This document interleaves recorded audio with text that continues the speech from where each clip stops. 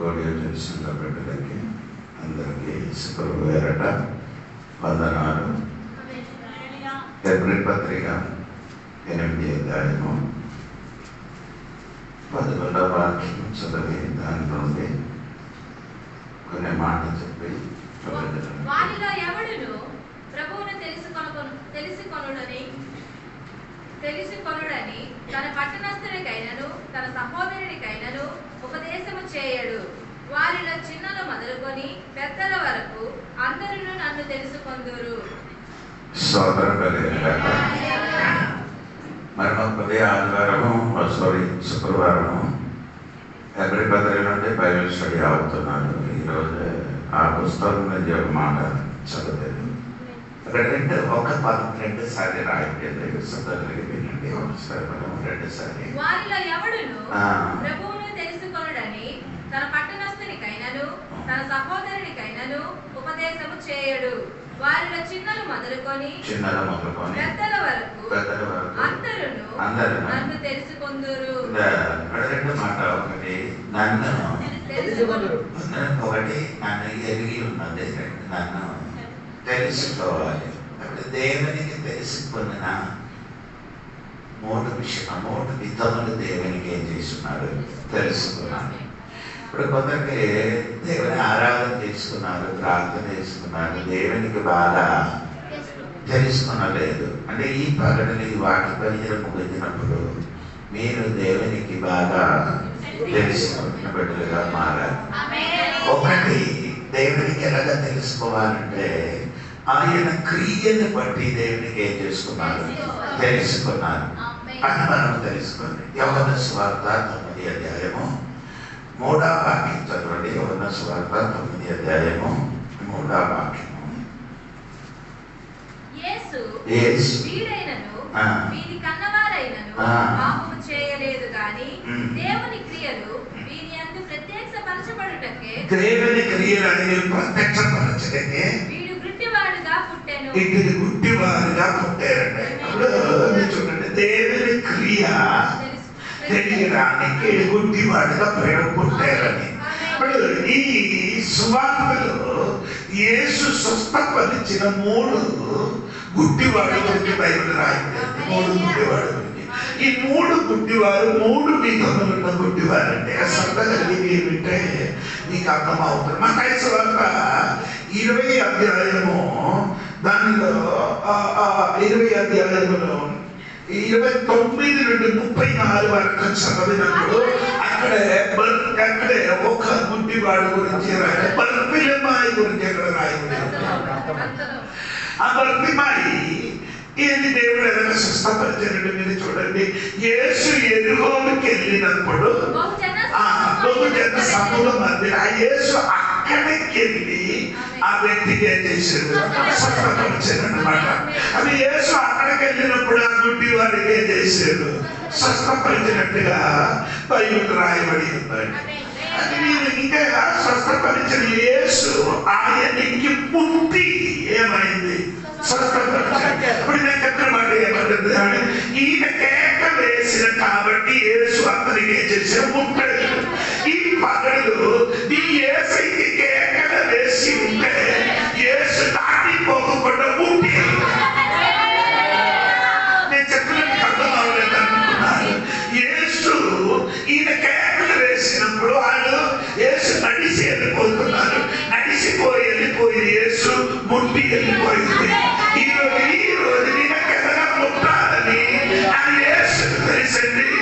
అక్కడ యేసు పగలిని ముట్టిన రెండవది యేసు ముట్టినది అంటే గుడ్డివాడికి స్వస్థపరిచినట్లయితే మార్కొసు సువార్త 8:22 మొదలు కిందకి చదివినప్పుడు అక్కడ బేసైదయు ఒక గుడ్డివాడు ఉండినట్టుగా చూడండి. ఆయనకి ఎవరు తీసుకొని వచ్చారు? జనం తెచ్చుకొని వచ్చారు. దేవుని జనం తెచ్చుకొని వచ్చినప్పుడు యేసు ఆయనకి ఏం చేశారు? ఆయనకి ఊరు వెలుపలి తీసుకొని ఆయన కన్నీరు ఏం చేశారు? ఉమ్మి వేశారు. అక్కడ పుట్టారంటే ఇక్కడ ఏం చేశారు?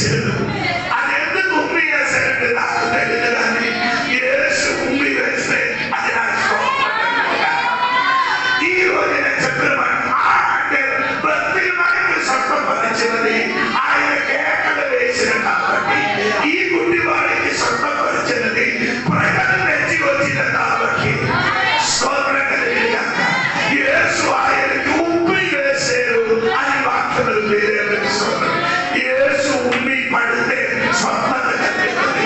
దేవునికి ఆ విషయాన్ని నాకు 9 అధ్యాయములు స్వస్థపరిచినది ఎలాగంటే శిష్యుల ప్రశ్న అడిగారు. శిష్యులు ప్రశ్న అడిగారు, ఈయన గుడ్డివాడిగా పుట్టడానికి ఏంటి కారణం అడిగారు. నేను చెప్పని 3 విధములుగా కుష్ఠరోగం గుడ్డివాడికి యేసు స్వస్థపరిచారు. అది 3 విధములు దేవుడు స్వస్థపరిచాడు. స్తోత్రం కలిగిన నీకు ఎలాగ విడుదల కావాలంటే ఆయన దేవుడు ఈ రోజు స్వస్థపరిచాడు. అది పుట్టాలంటే పుట్టి స్వస్థపరిచాడు. ఉమ్మిరేయాలంటే ఉమ్మిరేసి స్వస్థపరిచాడు. మట్టిని ఉమ్మిరేసి కన్నీళ్ళు రాసి స్వస్థపరిచిన దేవుడు ఈ రోజు స్తోత్రం కలిగిన. ఇప్పుడు మనం చక్కగా మాట్లాడేమంటే ఆ దేవుడి క్రియ, ఆ క్రియ 3వ వాక్యం 9 3వ వాక్యం వీడైనను వీని కన్నవారైనను పాపము చేయలేదు కానీ దేవుని క్రియలు వీని యందు ప్రత్యక్షపరచబడుటకే వీడు గుడ్డివాడిగా పుట్టాడు. దేవుడి క్రియ చేయాలి. ఆ ప్రత్యక్షపరచడానికి ఈ గుడ్డివాడికి దేవుడు స్వస్థపరిచినప్పుడు, దేవుడి క్రియ తెలిసినప్పుడు దేవుడు ఎవరిని ఆయన తెలిసిపోయాడు. దేవుడికి స్తోత్రం కలిగింది. అంటే ఈ గుడ్డివాడు గుడ్డితనం మారినప్పుడు దేవునికి బాగా ఎరిగి ఉన్నారు. ఈరోజు నేను చెప్తున్న విషయం ఏమంటే నీ దేవునికి ఎరగాలంటే ఆయన క్రియ తెలియాలి. ఆ క్రియను బట్టి ఈ గుడ్డివాడు యేసయ్య తెలిసింది. ఈ రోజు కూడా యేసయ్య క్రియ చూడరా, యేసయ్యకి తెలుసుకోవాలి. ఆయన ఈ క్రియల వల్ల యేసయ్యకి తెలిసింది. 5 విధములుగా యేసయ్యకి తెలిసింది. ఒకటి ఇది చూడండి, ఎలాగ తెలిసింది 11వ వాక్యం చూడండి. 11వ వాక్యం చూడండి. ఆ క్రియ తెలిసినప్పుడు అతనికి తెలిసింది ఇది సాధారణ వ్యక్తి కాదు, యేసు అని. ఎలాగ తెలిసింది ఈ స్వస్థత కలిగి యేసయ్య క్రియ తెలిసినప్పుడు ఆ గుడ్డివాడికి ఎరిగింది ఇది యేసు అని. ఎలాగ తెలిసింది ఆయన క్రియను బట్టి తెలిసాడు. 2 యేసు ఎవరది అని చెప్పడం 17వ వాక్యం చూడండి.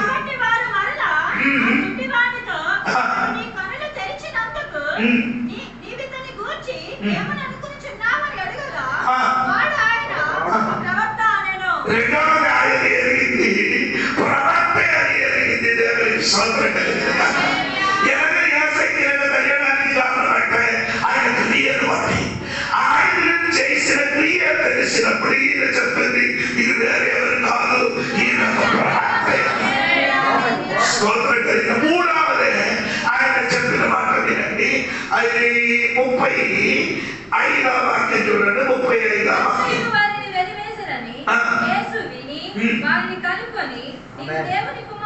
దేవుని కుమారుడని ఆయన ఎరిగింది. స్తోత్రం కలిగిన. అప్పుడు మొదటి ఆయన యేసు అని ఎరిగింది. రెండవది ఆయన ప్రవక్త అని ఎరిగింది. 3వది దేవుని కుమారుడని ఎరిగింది. స్తోత్రం కలిగిన. 4:36వ వాక్యం చూడండి. యేసు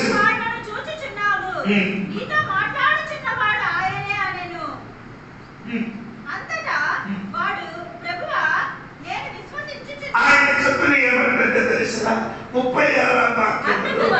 అందుకే ఆయన ఏం చేశారు? ప్రభువా, ఇప్పుడు ఆయన యేసు ప్రభు అని తెలిసానండి. దేవునికి స్తోత్రం కలిగింది. 5వది ఏంటంటే 38 వాక్యం చూడండి. ప్రభువా స్తోత్రం కలిగింది కాక. అంటే నీకు తెలియదు 36వ వాక్యము ప్రభువా అని చెప్తున్నారు. నా బైబిల్ యజమానుడో అని పిలిచారు, మాస్టర్ అని పిలిచారు. దేవునికి స్తోత్రం కలిగింది. అలో నేను చెప్పిన మాట వినాలి. దేవునికి ఆ వ్యక్తి ఎలాగ ఎదిగింది చూడండి. దేవుడి క్రియ ఆయన జరిగినప్పుడు ఆయన ఇప్పుడు యేసయ్య ఎలాగ తెలిసారు? మనకి యేసు అని తెలిసారు. 2 ప్రవక్త అని తెలిసారు. 3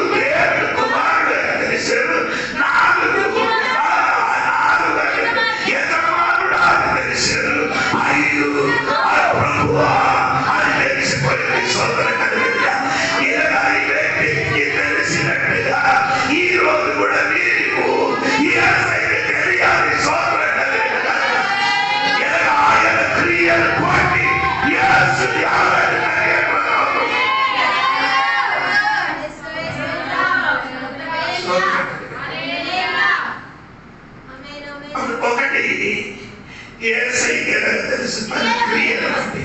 రెండు యేసయ్యకి ఎలా తెలుసు అంటే ఆయన మార్గమును బట్టి ఆయనకు తెలుసు.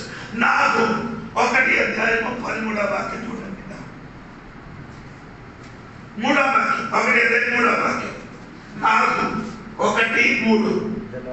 యెహోవా దీర్ఘశాంతుడు, మహాబలము గలవాడు, ఆయన దోషులను నిర్దోషులుగా ఎంచడు. యెహోవా తుఫానులోను సుడిగాలిలోను వచ్చువాడు. అంటే యెహోవా తుఫానులోని సుడిగాలిలోని ఆయన మార్గం ఉందని The Lord has his ways in the whirlwind and storm. అంటే ఇంగ్లీష్ లో రాయండి ఏమంటే సుడిగాలిలో తుఫానులో దేవుడు మార్గం ఉంటే సోదరం చెప్పాలి. దేవుడు మార్గం వలనని తెలియాలి. ఈ పగలు దేవుడు మార్గం వలన దేవుడికి తెలియాలి. దేవుడికి సోదరం కలిగినగా యోబు గ్రంథము 38 అధ్యాయము, యోబు గ్రంథం 38 అధ్యాయము మొదటి వాక్యం చదివినప్పుడు అప్పుడు యెహోవా సుడిగాలిలోని యోబునికి ప్రత్యక్షమైంది. ఈ సంగతి ఎనక్కి వచ్చిన విషయం తెలియాలి. ఆ యోబు గ్రంథము 1 అధ్యాయం 1 వాక్యములు యోబు భక్తుడని ఆ పుస్తకం రాసిన వ్యక్తి చెప్పుతున్నారు. ఇది రాసిన వ్యక్తి మోసం చెప్పుతున్నారు. యోబు భక్తుడని. రెండవదే ఎవరు భక్తుడని చెప్పుతున్నారంటే దేవుడు చెప్పుతున్నారు. యోబు భక్తుడని దేవుడికి స్తోత్రం కలిగింది కాక. 8 వాక్యములు 9 వాక్యములు 1:9 వాక్యములు సాతాను చెప్పుతున్నారు యోబు భక్తుడని దేవుడికి స్తోత్రం. 2వ అధ్యాయము 9 వాక్యం చదివితే యోబు భార్య చెప్పుతున్నారు యోబు భక్తుడని. నాకు రావాలి. ఈ పుస్తకం రాసిన మోస చెప్పుతున్నారు యోబు భక్తుడని. దేవుడు చెప్పుతున్నారు ఆయన భక్తుడని. సాతాను చెప్పుతున్నారు ఆయన భక్తుడని. భార్య చెప్పుతున్నారు ఆయన భక్తుడని. ఇంత భక్తుడైన ఆ వ్యక్తి జీవితం మీదకి ఒకటి పైన 4 విధములున్న శోధన ఆయన మీదకి వచ్చింది. నేను మీకు అడుగుతున్నాను, ఈ భక్తుడని బయట మోస చెప్పుతున్నారు. ఈ భక్తుడని దేవుడు చెప్తున్నారు. ఈ భక్తుడు సాతాను చెప్పుతున్నారు. ఈ భక్తుడు భార్య చెప్పినప్పుడు ఇంత భక్తుడు జీవితంలో ఒక్క పైన ఎందుకు శోధన వచ్చింది అని ప్రశ్న మిగిలి అడుగుతున్నారు. శోధన ఏంటి మొదటి వచ్చిందంటే ఆయనకి వచ్చిన మొదటి సమస్య ఏంటి? యోబు గ్రంథము 1:14 వాక్యం చదివినప్పుడు ఆయన ఎత్తిని నష్టం అయిపోయింది. మొట్టమొదటి వచ్చిన శోధన ఆయన ఎత్తిని మొత్తం ఏమైంది? నాశనం అయిపోయింది. 2:16 వాక్యం చదివినప్పుడు ఆకాశం నుండి దేవుడు పంపిన అగ్గి వచ్చి గొర్రెలు మొత్తం నాశనం అయిపోయింది. బాగుందండి స్తోత్రం. 17వ వాక్యము ఒంటిని మొత్తం నాశనం అయిపోయింది. 19 వాక్యము అంటే యోబుకి కలిగిన కుమారులు మొత్తం చచ్చిపోయారు. స్తోత్రం చెప్పాలి. ఇప్పుడు నేను స్తోత్రం చెప్పలేదు. దేవుడికి స్తోత్రం కలిగింది. హలో దేవుడి సంగమా, ఒకటి అది ఎద్దులు పోయింది. 2 ఆయన మేకలు పోయింది. 3 ఒడ్డు పోయింది. 4 పిండలు పోయింది. 5 సొంత శరీరం పుల్లు తినడానికి స్టార్ట్ అయింది. ఇవన్నీ ఆయన జీవితంలో ఒకటి పైన ఒకటి వచ్చారు. దేవుడికి స్తోత్రం కలిగింది. ఇవన్నీ వచ్చినప్పుడు యోబు జీవితంలో జరిగిన సంగతి మీకు తెలియాలి. యోబు గ్రంథములు 19 అధ్యాయము అక్కడికి నేను రావాలి. 14వ వాక్యం చదివినప్పుడు నా బంధువులు నా యొద్దకు అంటే పోయింది. బంధువులు సొంత బంధువులు ఉన్న వారు ఏమైంది పోయింది. 14వ వాక్యం పూర్తిగా నా బంధువులు నా యొద్దకు రాకై ఉన్నారు. నా ప్రాణ స్నేహితుడు పోయింది కదా. ఒకటి బంధువు పోయింది, రెండు ప్రాణ స్నేహితుడు పోయింది. 15వ వాక్యం నా ఊపిరి నా భార్యకు అసహ్యము. 15 దాసి జనులు నా ఇంటి దాసి జనులు దాసి రాయలేకపోయింది, దాసురాలు రాయలేకపోయింది, భార్య పోయింది. పక్కన సొంత పిల్లలు కూడా చెప్పిన మాట ఇది మొత్తం కలిగినప్పుడు ఇదిగో యోబు ఏం చేస్తున్నారంటే ఏడిచినప్పుడు సుడిలోని ఆయన దిగి వచ్చింది. నీకేమన్నా నష్టం కలిగిందో, ఎవరన్నా విడిచిపెట్టారో, వదిలిపోయారో అలాంటి ఎదిగిన దేవుడు నీ ఇంటికి నీ ఉన్న చోటకి సుడిలోని ఆయన దిగి వచ్చాడు.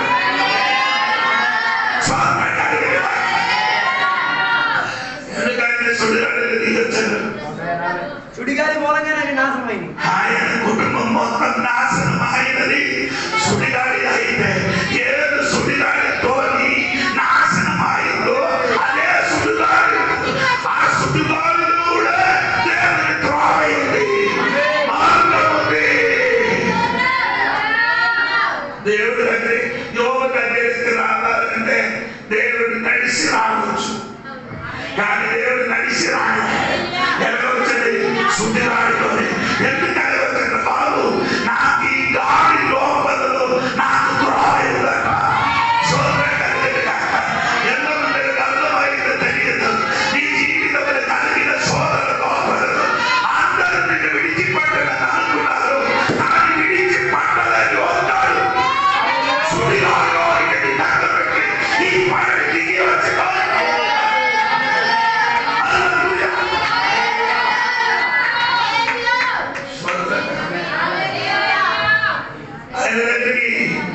సుడిగాలిలో దేవుడు చేశాడు, దిగి వచ్చాడు. దేవుడికి సోదరు అప్పుడు నేను చెప్పడం ఏంటంటే దేవుడు మార్గం యోగుకి తెలియలేదు. యోగులు చూసినప్పుడు రావడానికి ఇంకే ఛాన్స్ లేదు. అప్పుడు దేవుడు చెప్పారు, నీ దగ్గరికి రావాలంటే ఒక గాలి ఉంది, గాలి లోపల నీ దగ్గరికి నేను రావచ్చు. ఈ పనులు దేవుడు సంగబడులు తెలియాలి. నాకు మాట ఏంటంటే దేవుడు ఆయన దగ్గరికి వచ్చి చెప్తున్నాడు, నాటు నుండి కట్టుకో. ఆయన బలం లేకపోయింది. దేవుడు దిగి వస్తే ఎక్కడే బలం లేదు అక్కడ కట్టడాలు చండి.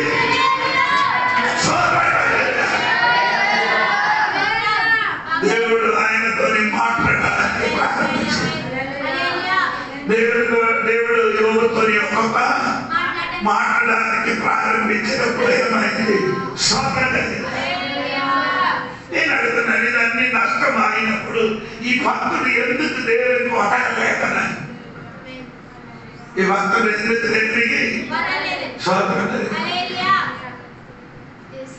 మరి నేను అడుగుతున్నానంటే ఇంత భక్తుడు అయితే నిర్గమకాండము 16వ అధ్యాయము అందులో మొదటి వచనం మీరు చూడండి. అక్కడ ఒక మాట రాయబడింది. మరియు యెహోవా మోషేతో ఇలాగ సెలవిచ్చాడు, ఇశ్రాయేలులు తిరిగి బీహారీలోతు ఎదుటను అనగా ఇంకొక సముద్రమునకు మధ్య ఉన్న బయల్సెఫోను ఎదుటను దిగవలెనని వారితో చెప్పుము. ఎవరు చెప్పారు? దేవుడు చెప్పారు. దేవుడు చెప్పిన ప్రయాణం వారు ప్రయాణం చేసింది. అవునా లేదా? దేవుడు చెప్పినట్టుగా ప్రయాణం చేసిన వాడు వెనకలు ముందుకు భయంకరమైన సముద్రం, వెనకలు పర్వత సైన్యం 2000 పైన రథములు పట్టుకొని వస్తున్నారు. నేను చెప్పిన ఒక మాట, దేవుడు చెప్పిన మార్గములు ఎదురు ఎందుకు నీ జీవితంలో నేను అడుగుతున్నా, జవాబు చెప్పలేదు. దేవుడు చెప్పారు కదా నీ ప్రయాణం చేయమని చెప్పినప్పుడు వెళ్ళిన మార్గం ఇప్పుడు ఏమైంది? అటు వెనకనేమంది? అదే నేను చెప్పాను కదా, శిష్యులందరూ కూడా పొలముల మధ్యలో ప్రయాణం చేసినప్పుడు ఆకలితో వారే చేశారు. ఆ పొలములు ఆ గోధుమ చేశారు. ఆ చెయ్యి వేసి నేను అడుగున్నాను, ఈ శిష్యుడికి ఈ 12 మంది ఆకలితో తిరిగినది యేసుకి తెలుసు. ఇతను ముందు 5 రొట్టి 2 చేపలు 5 వేలకి తినడానికి ఇచ్చిన యేసు ఈ 12 మందులు ఆకలితో తిరిగినప్పుడు ఎందుకు వారికి ఆహారం పెట్టలేదు? 2 మాటలు మీకు నేను చెప్పాను. ఒకటి, దేవుడు చెప్పినప్పుడు దేవుడు చెప్పినట్టుగా ప్రయాణం చేశారు. ముందుకు సమస్య, వెనకాల సమస్య.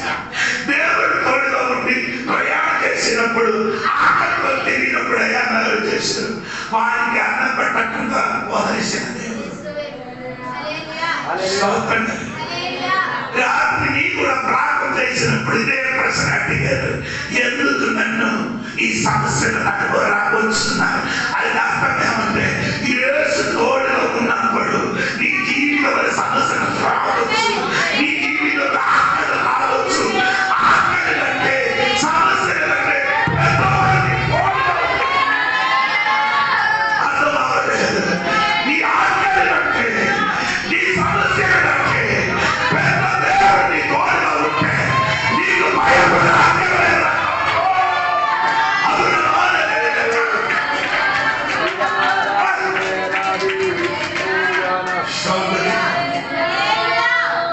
అదే దేవుడు ఇదన్నీ పోయింది. అప్పుడు యోగు చెప్పిన మాట ఏమంటారు తెలుసా? యోగు గ్రంథము 13వ అధ్యాయము 15వ వాక్యం యోగు చెప్పిన ఒక మాట ఉంది. ఆయన నన్ను చంపినను ఎంత నమ్మకం కలిగిన విశ్వాసం. దేవుడు నన్ను చంపిన కానీ చంపిన మనకి ఎవరు కనబడతారు కదా? ఆయన నన్ను చంపినను నేను ఎవరు కనబడుతుంది? ఆయన అర్థం ఏమంటే దాన్ని చంపడానికి రెడీ అయితే నేను ఒకరిలో ప్రశ్న లేదు. ఎందుకంటే ఈ సమస్య ఎందుకు పెరిగిన కానీ ఆయనకి అప్పుడు శాస్త్రం లేదు, బైబిల్ లేదు, బోధన లేదు. అప్పుడప్పుడు దేవుడు ప్రత్యక్షమైన తప్ప మాటకి నేను బాగుంది. ఇవన్నీ జరిగినప్పుడు యోగుకి తెలుసు ఒక్కడు ఉన్నారు సోదర.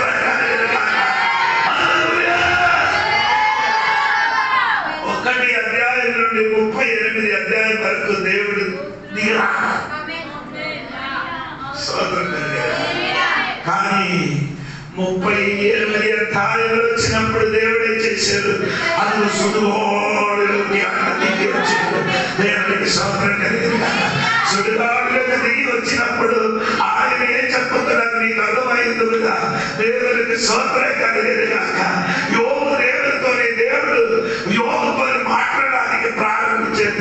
42వ అధ్యాయం 5వ వాక్యాలకు వచ్చినప్పుడు దేవుడిని ముఖాముఖంగా చూశారని రాయబడింది. స్తోత్రం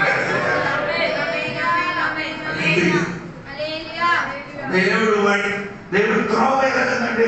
సుడిగాడులు దిగి వచ్చి ఆయనతో ఏం చేస్తున్నారు? మాట్లాడి చెప్తున్నారు. ఏమంటే తెలుసా?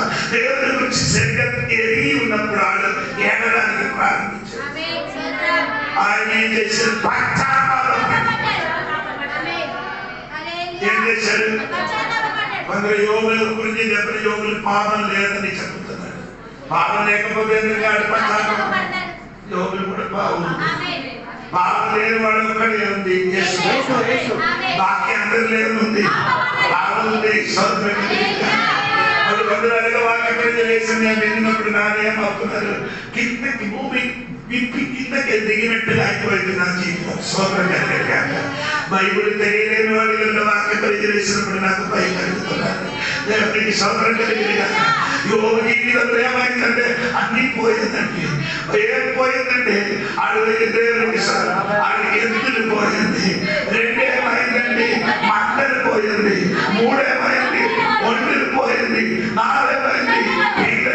ఇవన్నీ పోక 42వ అధ్యాయంలో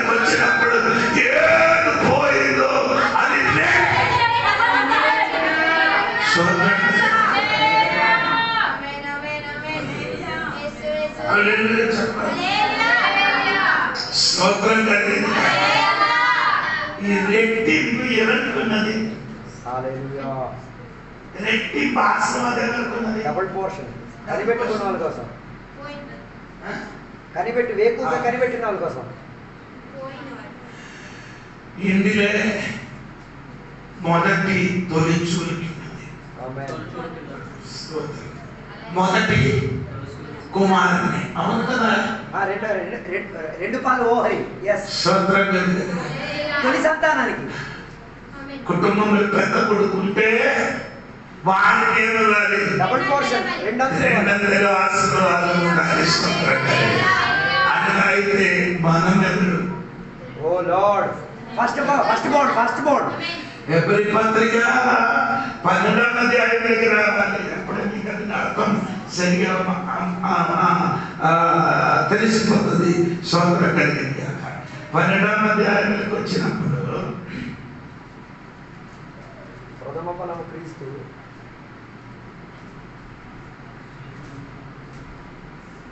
12వ అధ్యాయంలో 23వ వాక్యం చదివితే పరలోకములో ఆమేన్ చెప్పండి. You have come to the meeting of Lord's firstborn. పరలోకములో రాయబడిన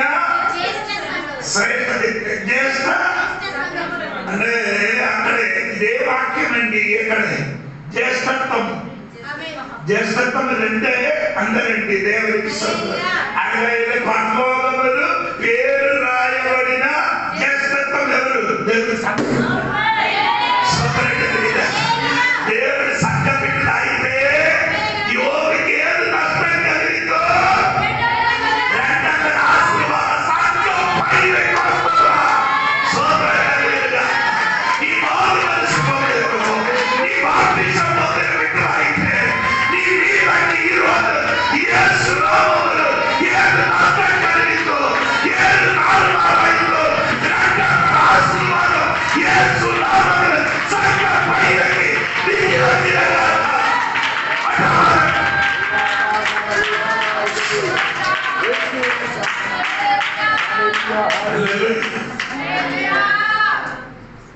దేవునికి స్వాతంత్రం.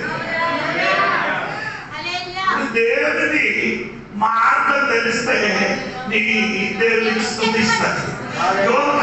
అర్థమైంది కదా? నీ సుడిగాడు కూడా వస్తున్నాను అన్న ట్రైన్ కాకరా దేవుడి దిగి వచ్చినది. ఏదైనా పడి నిరాశపడి నష్టం కలిగిన నీ దగ్గరికి దేవుడు సుడిగాడు దిగి వచ్చాడు. నీవేమి నష్టం కలిగిందో ఎన్ని పిల్లలు ఇచ్చారు? 3 ఆడపిల్లలు, స్వాతంత్రం.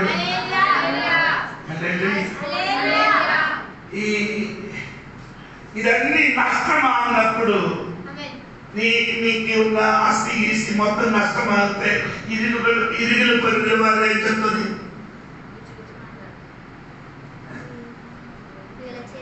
కమెంట్ కొట్టుతుంది. ఏం కొట్టుతుంది?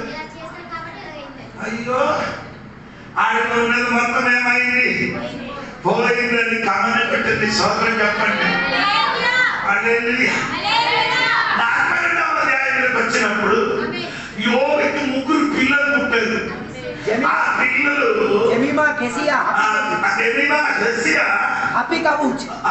ఈ 3 పిల్లలు అది సుందరి అని అదే చెప్పచ్చు. ఆ దేశం అంతా అంటే నష్టం అయినవాడు చూసి కమెంట్ కొట్టినప్పుడు ఇప్పుడు తిరిగి కమెంట్ కొట్టుతున్నాడు. చూడరా నీకు రాకనితో ఎక్కడ నష్టం కలిగినప్పుడు అందరూ నీకు ఎదురుగా కమెంట్ కొట్టి కొట్టారంటే తిరిగి అన్ని దొరికినప్పుడు అందరూ తిరిగి కమెంట్ కొట్టుతుంది. పిల్లల వలన సుందరుడు ఆ దేశంలో కొన్ని కుటుంబాలు చూసి కమెంట్ కొట్టడానికి సమయం అయిందంట. ఇప్పుడు నీకు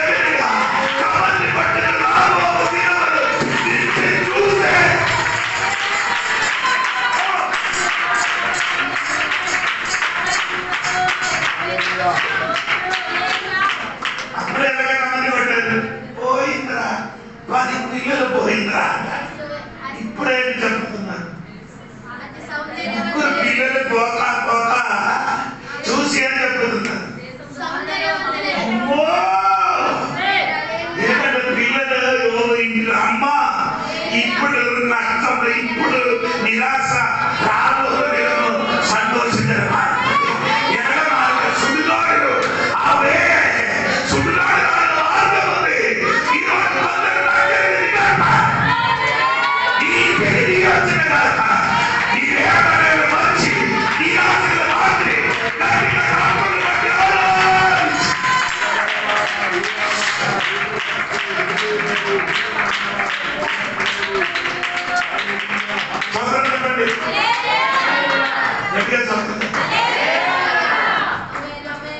ఎందుకంటే ఇప్పుడు మీరు చూడాలి సోదరం,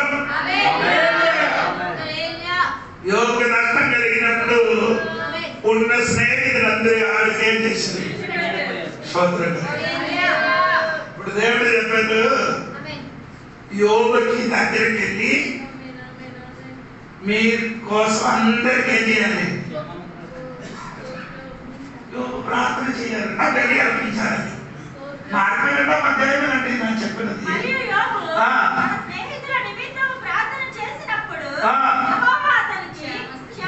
సోదరు చెప్పండి, వెళ్ళిపోయిన వాడి కొరకు యోగ చేశాను.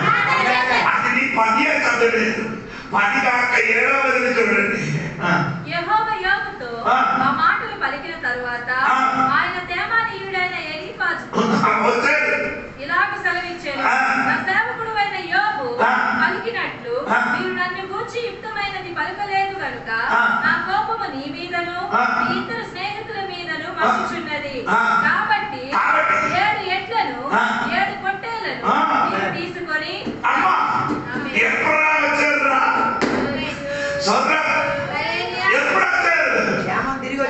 క్షేమం తిరిగి వచ్చినప్పుడు మొత్తం పోయినప్పుడు వీళ్ళందరూ గుడ్ బై చెప్పారు. ఆవిడ జరిగినప్పుడు తండ్రి పూజి యోగు పాలు చేశారు, యోగు తప్పు చేశారు, యోగు ఇది చేశారు, అది చేశారు అని చెప్పి తమంది కొట్టిన వాడు దేవుడు దిగి సుడిగాడికి దిగి వచ్చి యోగుతో మాట్లాడడానికి ప్రారంభించినప్పుడు ఈ 3 స్నేహితులు వచ్చి కొట్టి రాలే. ఎట్లను పొట్టేలను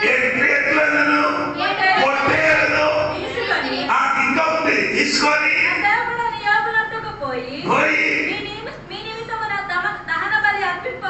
చెప్పు. ఇప్పుడు పాపం ఆరోపించిన వాడు ఆ వారికి చెబుతున్నారు, మానవ ప్రార్థన శని మారడానికి ఒక సెకండ్ చాలు. ఈరోజు నీ తెలుసుకో, ఈ దేవునికి ఎలాగేయాలి, ఆయన మార్గం తెలియాలి. ఆయన మార్గం యోగు తెలిసినప్పుడు యోగు చెబుతున్నారంటే తర్వాత అప్పుడు నా సేవకుడైన యోబు ఈ నిమిత్తము ప్రార్థన చేయును, మీ అవివేకమును బట్టి మిమ్మల్ని శిక్షింపయుండునట్లు నేను అతన్ని మాత్రం అంగీకరించదను. ఎలయనగా నా సేవకుడైన యోబు పలికినట్లు మీరు నన్ను గూర్చి యుక్తమైనది పలుకలేదు. తేమానీయుడైన ఎలీఫాజును హూయుడైన బిల్దాదును నయమాతీయుడైన జోఫారును పోయి యెహోవా తమకు ఆజ్ఞాపించినట్లు చేయగా యెహోవా వారి పక్షమున యోబును అంగీకరించెను. మరియు యోబు తన స్నేహితుల నిమిత్తం ప్రార్థన చేయనప్పుడు యెహోవా అతని క్షేమ స్థితిని మరలా అతనికి దయచేసి అప్పుడు అతని సహోదరులందరూ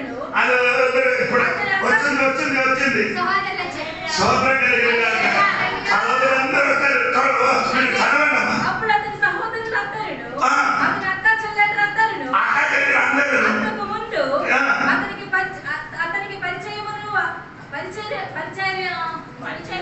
పరిచర్యైన వారు అతనితో కూడా అతని ఇంట అన్నపానములు పుచ్చుకొని యెహోవా అతని మీదకి రప్పించిన సమస్త బాధను కూర్చి ఎంతలేసి దుఃఖమును పొందితివని అతని కొరకు దుఃఖించుచు అతని నోరార్చిరి. ఇదియుగాక ఒక్కొక్కడు ఒక వరాహమును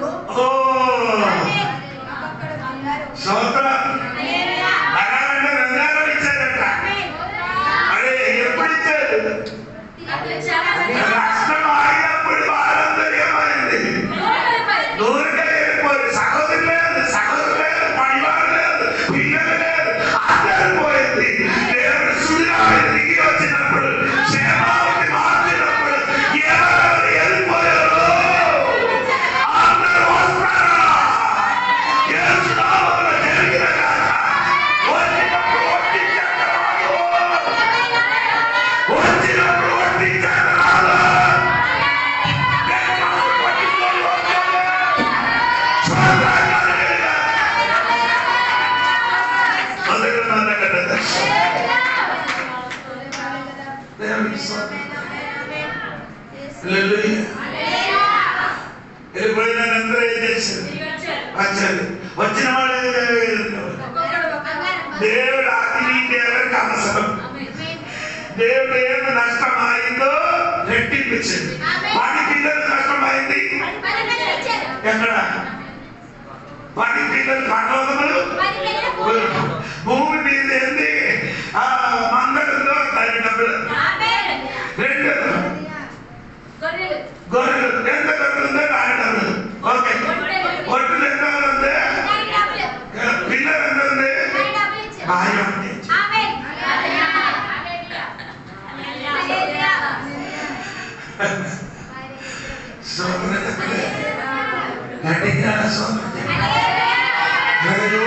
చెప్పిన మాట చివరి మాట చెప్పి ఆ సోదరం కలిగింది అక్క. యోబు ఎలాగ చనిపోయారంటే తెలుసా? 17వ వాక్యం చూడండి. 17వ వాక్యం. అటు తరువాత యోబు 140 సంవత్సరములు బతికి తన కుమారులను కుమారులను 4 తరముల వరకు చూసి యోబు కాలము నిండిన వృద్ధుడై మృతి పొందాడు.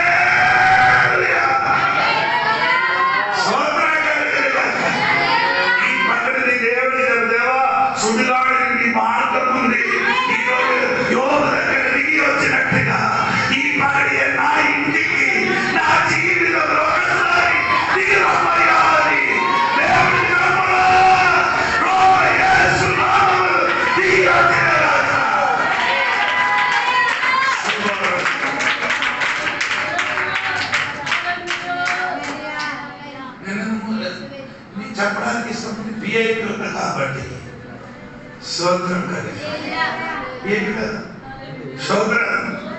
హల్లెలూయా. దేవునికి స్తోత్రం. సుడిగాడిని దేవుడు దిగి వచ్చినట్టు చెప్పాలి కదా. దాదాపు ఒక 10 విషయం చెప్పలేకపోతే కడుపు నింపదు. స్తోత్రం కలిగి నేను ఇదే ఆపుతున్నాను దేవునికి స్తోత్రం కలిగినగాక. హల్లెలూయా చెప్పండి. దేవునికి స్తోత్రం. నేను చెప్పినట్టు దేవునికి ఎలా తెలుసు? అని క్రియల వలన తెలుసు. 2 దేవుడు మార్గం. 3 దేవునికి రెఫరెన్స్ 34:8. 34:8 కదా. ఆయన ఉత్తముడని రుచి చూచి తెలుసుకొనండి. చదవండి కదా. ఆయన యెహోవా ఉత్తముడని చూచి తెలుసుకొనండి. స్తోత్రం చెప్పండి. అందరినీ కూడా యేసయ్య రుచి చూడలే. స్తోత్రం. యేసు అని తెలుసు, దేవుడు అని తెలుసు. ఒక కుర్రాడు కలిసి నీ పంచదార తిన్నారు టేస్తారేమో అది నాకు తెలుసు, అమ్మాయికి తెలుసు. ఆయనకి ఇప్పుడు చెప్పారు నైనా పంచదార లేదు నాన్న తిన్నారంట. మీకు అలాగా దేవుడికి తెలుసు. నీ పంచదార రుచి నీ తింటే మాత్రం నీకు తెలుసు. నీ ఏం చేయాలి? యేసయ్యకి రుచి చూసి తెలుసు.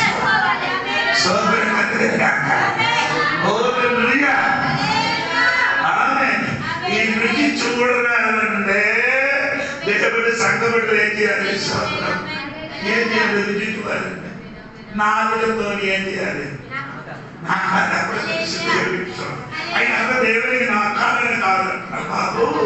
ఆ దేవునికి స్తోత్రించి ఆయనకి సెటియా ఇదిగా దేవునికి ఏం చేయాలి?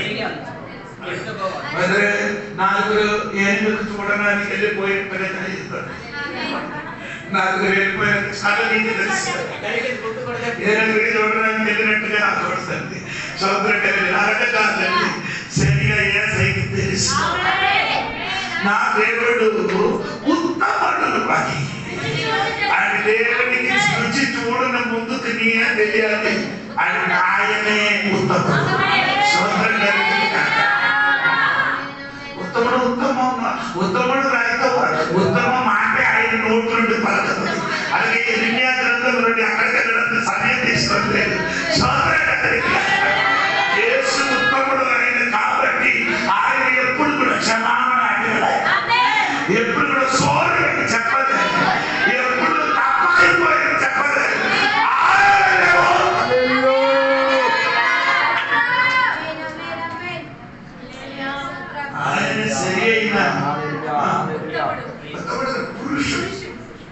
man. పర్ఫెక్ట్ బాకీ అందరి ఆత్మ Imperfect man. చదవాలి అంటే యాకోబు పత్రిక 3వ అధ్యాయం 1 నుండి త్వరగా చదవండి. నీ దగ్గర ఉందా లేదా తెలియదు, ఇంగ్లీష్ చదవాలి. 3వ వాక్యం అనేది చదవండి. నా సహోదరులారా, బోధకులమైన మనము మరి కఠినమైన తీర్పు పొందుదుమని తెలుసుకొని మీలో అనేకులు బోధకులు కాకుండిరి.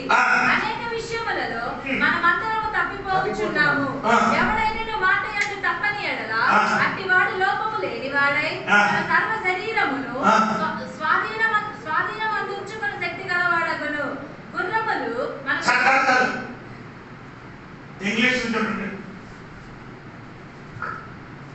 But let patience have her perfect work, that you may be perfect and entire and lack nothing.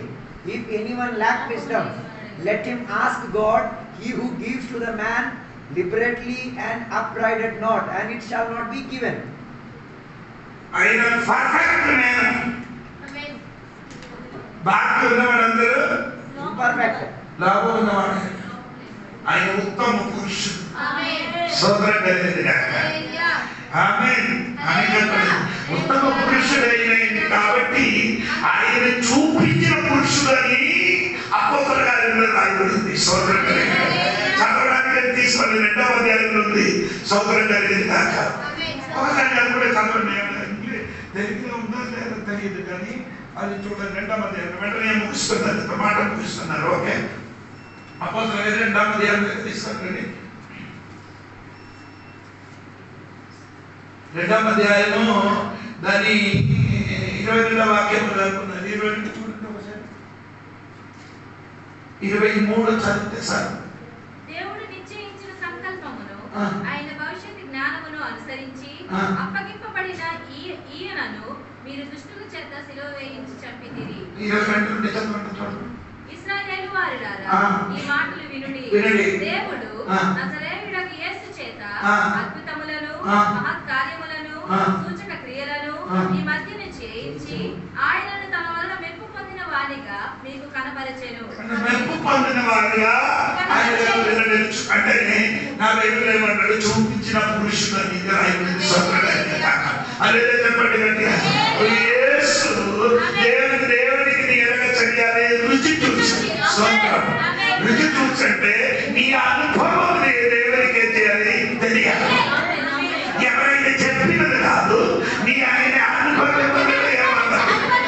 అది అనుభవించిన వాడు యేసుని రుచి చెప్తుంది దేవునికి. సంతోషం అదే చెప్పండి. దేవునికి సంతోషం అంటే 2 మాటలు చెప్పిన మాట చూస్తున్నాం. ఒకటి మారా దగ్గరికి వెళ్ళారు. మారా నీరు అన్నారు. తాగడానికి అయితే నీరు మొత్తం ఏమైంది? చేతిలో ఉండేది. దేవుడు చూపించిన ఒక చెట్టు అక్కడ ఉంది. సో ఎక్కడ ఏది చేదు ఎక్కడ ఉందో అది బాగా ఉంది. అది ఆ చెట్టు అక్కడ ఉంది. ఎప్పుడు నుండి ఉంది? ఎప్పుడు నుండి ఆ చెట్టు ఉంది? ఎప్పుడు నుండి చేరుందో అదంతా మన దేవునికి స్వంతం. నేను అడిగినది ఏమంటమ్మా? దేవునికి స్వంతం కలిగింది కాక. కానీ ఈ కొమ్ము ఒకటి నరికి ఎక్కడ పెట్టదు? లోపల పెట్టినప్పుడు ఏమైనా ఆయన్ని తాగినది చేదు ఇచ్చినది.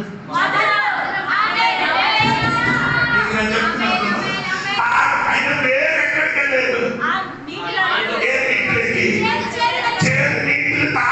తాగుతున్నాడు.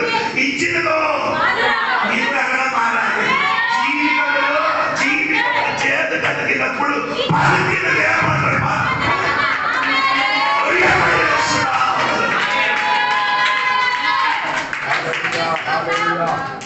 బండకి కొట్టినప్పుడు బండ ఏమి ఇచ్చారు? కొట్టినప్పుడు చల్లని ఇచ్చారు. నీరు కాదని చల్లని ఇచ్చారు. అదే ఉప్పు ఎన్ని కొట్టుకుంటుందో ఈ జీవితంలో ఎన్ని నొప్పి కలుగుతుందో దాని కారణంగా ఈ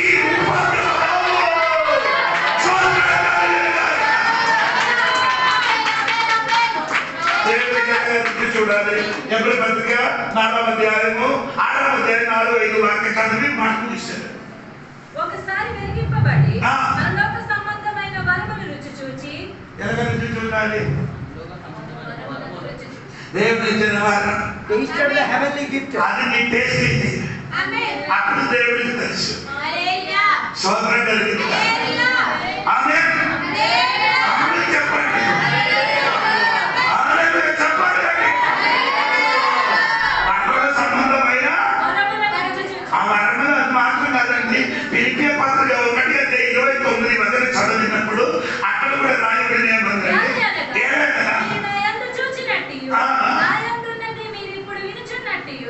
పోరాటము మీకును కలిగి ఉన్నందున క్రీస్తునందు విశ్వాసం ఉంచుట మాత్రమే కాక ఆయన పక్షమున శ్రమపడుటయు ఆయన పక్షమున మీకు అనుగ్రహింపబడెను. అదే ఆ క్రీస్తుని పక్షమున నీకి శ్రమ అనుభవించడానికి స్వాతంత్రం చెప్పాలి. శ్రమ అనుభవించడానికి దేవుడు నీకేమి చెప్పాడు? అది తెలిసి దేవుడికి తెలియాలంటే ఆ శ్రమే అయినా కూడా ఏం చేయాలి? అది రుచి చూసినప్పుడు దేవుడికి వాస్తవంగా తెలుసు. ఇప్పుడు ఆ శ్రమ రాబో దినములు మహిమవారంగా మారుతుంది.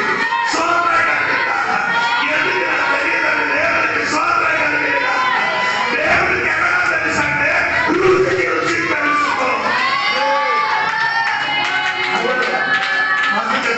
ఒకటి దేవుని క్రియల రెండు ఆయన మార్గం మూడు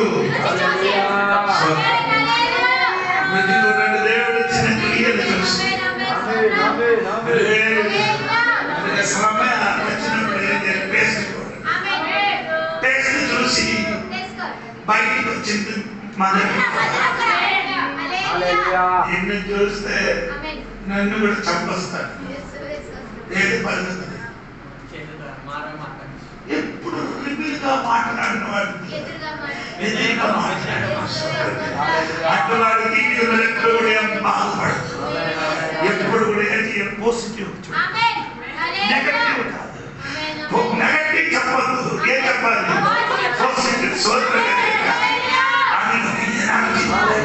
దాంట్లో ఎనర్జీ ఉంది. వారి కంట్రోల్ సోదరు ఎన్ని కష్టాలు మారుతుంది, ఎన్ని వేదనలు మారుతుంది, ఎన్ని వేదనలు మారుతుంది. మరి విడుదల జీవితంలో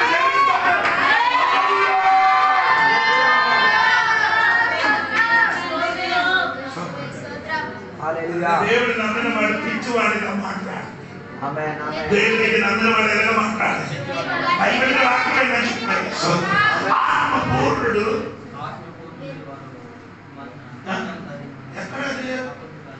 ఎక్కడెక్కడ చెప్తారు? హోషేయ పుస్తకం ఉంది. ఆత్మపూర్ణుడు ఎలాగ ఉందండి? పిచ్చివాడు. నేను మాట చంద్రుడు సార్ నీ ఆత్మీయుడు పూర్ణుడుగా ఉంటే బిడ్డలు పిచ్చివాడుగా మాట్లాడండి. వినే వారికి ఏమవుతుంది? పిచ్చివాడుగా మాట్లాడుతుంది. కానీ మీ మాట వలన శక్తిపడదు. The spiritual man is mad. 9:7 యెషయా కాదు హోషేయ. Israel shall know శిక్షా దినము వచ్చే ఉన్నది, ప్రతీకార దినములు వచ్చే ఉన్నది. తాము చేసిన విస్తారమైన దోషమును తాము చూపిన విశేషమైన పగను ఎరిగిన వారై తమ ప్రవక్తలు అవివేకులనియు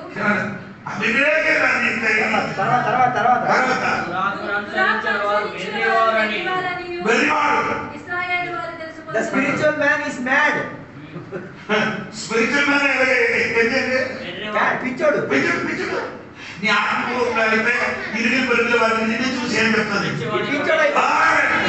నీ చెప్పతున్నారు ఏమవుతుంది? నీ చెప్పినది జరుగుతుంది. వాడు చెప్పిన చంపుతున్న నీ చెప్పిన సృష్టి సూర్యుని చూసి చెప్పి యేసు నిరాకారమైన భూమిని చూసి యేసు చెప్పిన మాట నిరాకార భార్య ఆకారన్నమా. ఈరోజు నీ కుటుంబ జీవితం నీ వ్యక్తిగత జీవితం అది ఇప్పుడు ఏమైంది?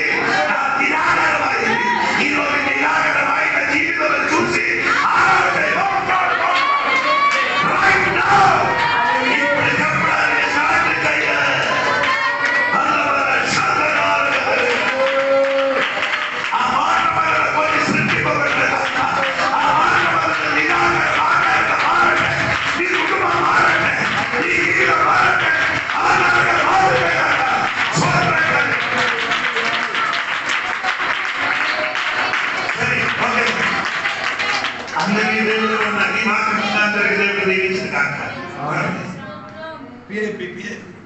ఈ సమయంలో అందరూ నిలబడతాం, ఒక పాట పాడతాం, ఆయనలో ఆందోళిస్తున్నాను. ఎటువంటి సుందరుడు ఎవరు ఈ భూమిలో, ఎన్నాడు నన్ను చూడలేక చూడపోనిదిగా. ఎటువంటి సుందరుడు ఎవరు ఈ భూమిలో, ఎన్నాడు నన్ను చూడలేక చూడపోనిదిగా. పరిపూర్ణ సుందరుడు భూమిలో నా జీవితములకు నీవే చాలు. వేరే వారు నన్ను ప్రియాయేసయ్యా, అట్టి కోసం మానియాలు విడిచిపెట్టెను. అట్టి కోసం మానియాలు విడిచిపెట్టెను. యేసు అట్టి సుందరుడు ఎవరు ఈ భూమిలో, ఎన్నాడు నన్ను చూడలేక చూడపోనిదిగా. యేసు అట్టి సుందరుడు ఎవరు ఈ భూమిలో, ఎన్నాడు నన్ను చూడపోనిదిగా. యెరూషలేము కుమారుడు నన్ను చూడుకొనిది, నీ మహిమను ప్రేమను తొలగించునిది. యెరూషలేము కుమారుడు నన్ను చూడుకొనిది, నీ మహిమ ప్రేమను తొలగిపోనిది. పరిపూర్ణ సుందరుడు భూమిలో నా జీవితములో నీవే చాలు.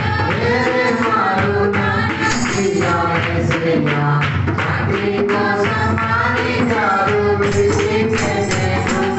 అట్టి